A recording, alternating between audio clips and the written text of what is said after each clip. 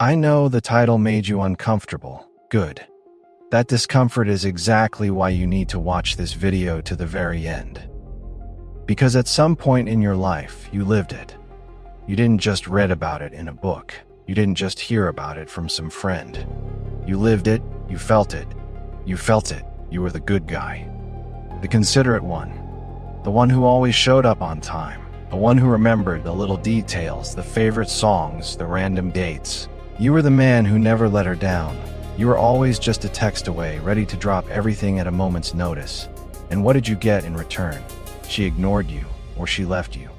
Or worst of all, she chose someone else. Someone who didn't do even half of what you did. Someone who didn't care. Someone who treated her like an afterthought. And you were left standing there alone. In an empty room, completely unable to understand why. You asked yourself what you did wrong. You wondered if you weren't handsome enough, rich enough, or interesting enough. But it wasn't injustice, brother. It wasn't bad luck. It was a psychological law nobody ever explained to you. A law that operates in absolute silence. It asks for no permission. It makes zero exceptions for how nice you are, how pure your intentions are, or how much you care.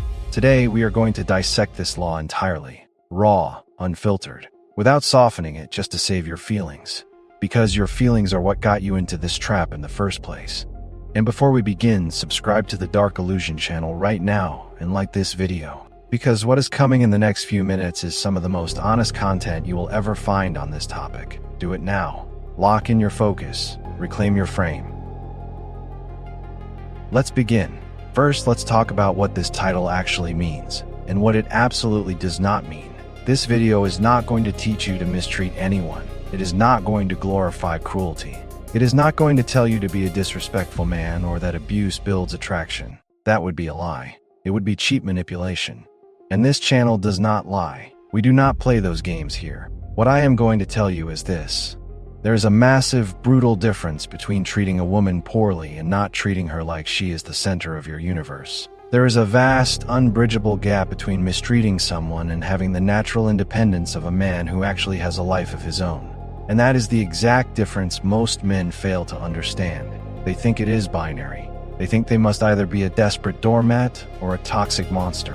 When the title says the worse you treat her, the better she treats you, it is not talking about causing her pain. It is talking about stopping all the desperate, anxious behaviors that suffocate her without her ever asking for them. It means stopping being constantly available. It means stopping systematically placing her needs, her moods, and her whims above your own. It means stopping being her emotional employee in exchange for nothing but breadcrumbs of attention. That shift, which may look like treating her worse from the outside, activates something entirely different within female psychology. It breaks the illusion. It forces her out of complacency. It activates her desire. Why excess goodness destroys attraction. The psychologist Dorothy Tenove coined the term Limerence to describe the state of intense, consuming romantic obsession we human beings experience towards certain people. She spent years researching the chemical and psychological nature of desire. And what she discovered contradicts everything you were ever taught by Hollywood, by novels, and by society. Limerence, that state of deep, frantic fascination, is not activated by people who give us everything we need. It is not triggered by safety, total predictability, and absolute compliance. It is activated by uncertainty. It is triggered by those whose responses we cannot predict. It is fueled by the person who is not completely in our hands. Translate this to your everyday reality. The man who is always available, who always says yes, who never disappoints, and who never has personal priorities that get in the way. That man is entirely predictable. He is a solved puzzle. He is a movie she has already seen 10 times. She knows exactly what he will say, exactly when he will reply, and exactly how much he will tolerate. And predictability does not generate obsession. It generates comfort. It generates boredom and comfort. Brother is the graveyard of attraction. When there is no mystery, there is no chase. And when there is no chase, the fire dies. End of story. The man who has a life of his own, who sometimes doesn't reply because he is genuinely busy, who doesn't reorganize his entire schedule for a last-minute plan, and who doesn't validate her every decision, that man generates something else. He generates uncertainty. He generates the question, and the question is the engine of desire. When she doesn't hear from you for a few hours, her mind has to work. She begins to ask, what is he doing? Why hasn't he texted? Is he with someone else? Does he even care? Now, consider her subconscious reaction. Because you are not constantly feeding her ego with instant validation, her brain is forced to allocate cognitive resources to think about you. She spends hours analyzing your last conversation. She tries to decode your silence. Her brain is working overtime. And in psychology, we know that the more mental energy someone invests in thinking about you, the more valuable you become to them. She mistakes this mental obsession for profound attraction, not because you are bad, but because you are actually someone who cannot be easily bought.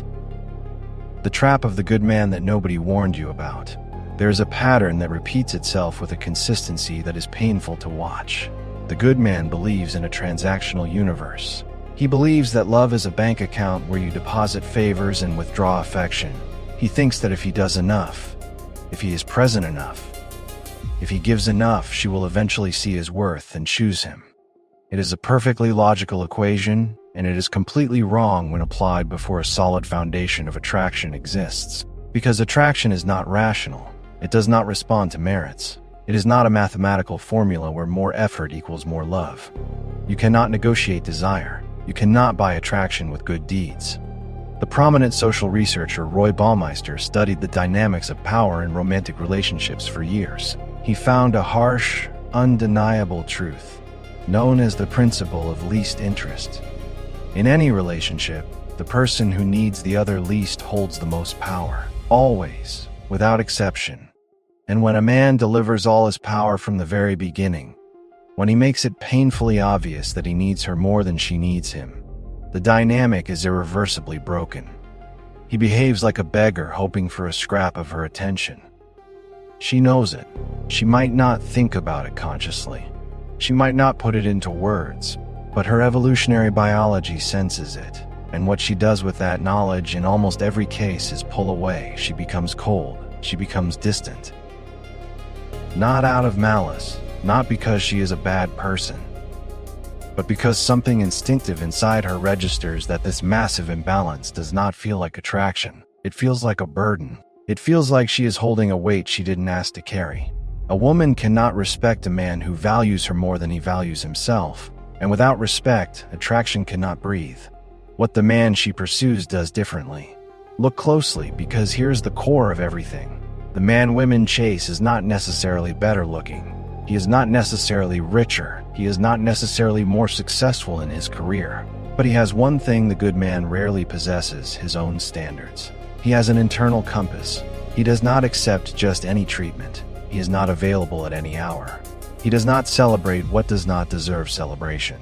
He does not ignore bad behavior just to avoid a conflict. He has boundaries, and he maintains them with a calm, quiet authority that requires no justification. Let's look at a real scenario. When she shows up 30 minutes late without warning, the good man smiles nervously and says, "No worries, I understand." He swallows his pride to keep her happy. The man of value, the man she pursues, does not explode. He does not yell. But he does not pretend it's okay. He simply registers it. He might say, "My time is valuable. If you are going to be late, let me know next time. Otherwise, we'll have to reschedule."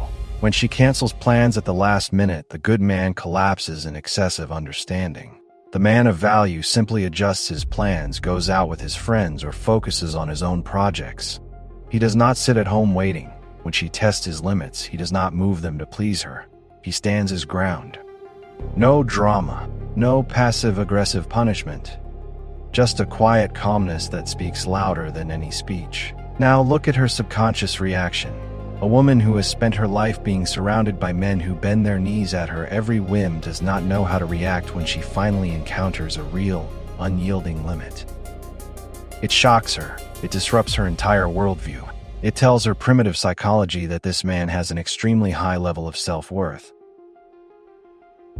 He is not desperate. He is not afraid to lose her. And because he is not afraid to walk away, she realizes she must step up to keep his interest. Her instinct to test him immediately turns into deep, absolute fascination. If this video is highlighting things you felt but could never name, this is the moment to act. Like this video and subscribe to the channel right now. You are building something important by consuming this content. Do not lose sight of it. How to apply this without becoming someone who causes harm. The line is clear, though it is rarely explained well. Treating her worse, in the way this video preaches, never means humiliating anyone. It never means cruel ignoring. It never means making anyone feel like they are worth less than they are. That is the behavior of an insecure child trying to play a tough character. It means this: having a life that does not rotate around her. Having standards you do not negotiate out of fear of losing her. Having the capacity to say no without feeling like the world is ending. Having moments when you are completely absent because you are completely present in something of your own. The Stoic philosopher Seneca wrote something that directly applies here. Reclaim yourself for yourself. Gather and guard the time which till now was being forced from you. The man who reclaims himself stops being available for everything and everyone at all times. He guards his attention like a precious currency. He doesn't throw it at her for free. And that reclamation, which might look like distance from the outside, is perceived entirely differently from within female psychology. It is perceived as value. It is perceived as status. A man who belongs to himself is a man who cannot be easily had. He is a scarce resource, and what is not easily had is desired with far greater intensity. When you stop offering your presence as a permanent free guarantee, her primitive brain triggers the scarcity alarm. She realizes that if she wants your time, she must invest her own. She must earn it. Practice this with conscious awareness. Not as a game, not as a quick trick to get a text back, but as the real, solid construction of your character. Go back to the beginning, to that version of you who did everything right and still couldn't understand why it wasn't enough. Now you know, it wasn't that you weren't doing enough. It was that you were doing too much of what destroys attraction, and none of what builds it. You are smothering the fire with too much wood. It is not about treating anyone poorly. It is about refusing to erase yourself just so she can fit better. It is about refusing to negotiate your character just to avoid conflict. It is about refusing to make your presence so constant, so predictable, and so guaranteed that it loses all of its value. The man she cannot stop thinking about is not the one who gives the most. It is the one who is the most. He is the man who exists with such solid self-sovereignty that being with him feels like a privilege, not an obligation. Converted into a prize to be won, not a utility to be used. Become that man, not for her. For yourself, first. Subscribe to Dark Illusion right now and activate the notification bell. Next week, there is content that will continue building what you started today. And we do not repeat ourselves.